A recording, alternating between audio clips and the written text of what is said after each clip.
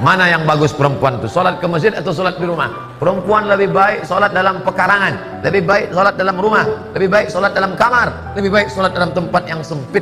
Hadisnya sahih.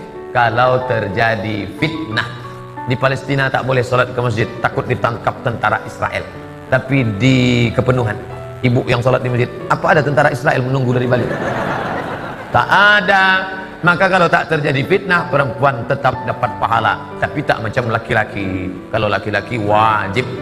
Perempuan tetap sholat ke masjid, tapi tak wajib. Kalau dia datang berpahala, apalagi ada majelis pengajiannya, dalam kurung syarat dan ketentuan berlaku.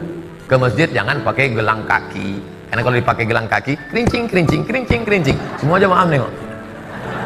Jangan pakai naik ke atas, karena kalau sampai ke atas semua orang menengok. Itu bukit Tursina bu aku. Jangan bersolek-solek jahiliyah. Bagaimana hukum seorang perempuan kemudian ingin sholat di masjid? Ingin sholat di masjid. Betul yang tadi ibu sampaikan, yang dituliskan bahwa perempuan itu afdalnya sholatnya di rumah. Tapi harus dilihat kapan hadis itu muncul, karena ada hadis juga yang menyarankan bahkan memotivasi perempuan sholat ke masjid. Yang tadi disampaikan itu ada riwayat-riwayatnya teman-teman sekalian. Di hadis Ahmad ada, di Abu Daud ada. Itu dari Ummu Salamah radhiyallahu taala anha. Ya, afdalu masajidin nisa qa'ru buyutihinna. Ya, keutamaan atau khairu masajidin nisa. Masjidnya perempuan itu yang terbaik itu qa'ru buyutihinna, di tengah-tengah rumahnya, di dalam ruangan rumahnya. Bahkan di hadis lain, di kamar itu lebih bagus. Ya, kemudian daripada di ruang tengah. Ruang tengah lebih bagus daripada di depan rumah. Artinya semakin ke dalam, semakin ke dalam, semakin di rumah, itulah masjid terbaik bagi perempuan. Kapan hadis itu muncul? Ketika perempuan itu belum aman untuk ke masjid.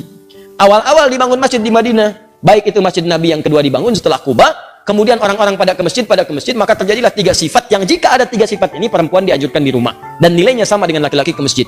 Apa 3 sifat ini? Pertama, ada kewajiban yang berlaku bagi perempuan di dalam rumahnya. Sehingga prioritasnya di rumah, bukan ke masjid. Jelas ya? Maka itu poin untuk pentingnya. Maka yang pertama, kalau ada tugas perempuan di dalam rumah, memang hanya perempuan yang bisa mengatasi, maka yang afdol itu di rumah, jangan paksakan ke masjid. Suami dorong ke masjid, anak laki-lakinya dorong ke masjid. Dorong ke masjid, investasikan. Ayo nak ke masjid, ke masjid, ke masjid, ke masjid. Ke masjid, dorong. Antum yang perempuan di rumah. Itu afdalnya. Yang kedua, jika kemudian di jalan itu belum aman dari fitnah. Ini terjadi di zaman Nabi, awal-awal dibangun Masjid Nabawi itu, bahkan jangankan ke masjid, malam-malam itu suka buang hajat, tidak ada toilet. Yang ada itu kebun-kebun, di kebun-kebun kurma macam-macam. Perempuan-perempuan juga demikian. Begitu keluar sering diganggu oleh preman-preman Madinah. Awal-awal di Madinah itu ada preman. Ada, kemudian tobat. Yang ketiga, memang tidak ada tempat khusus untuk perempuan. Adanya laki-laki saja. Jadi kalau masuk ke sana dia khawatirkan ikhtilaut. Itu yang berbahaya.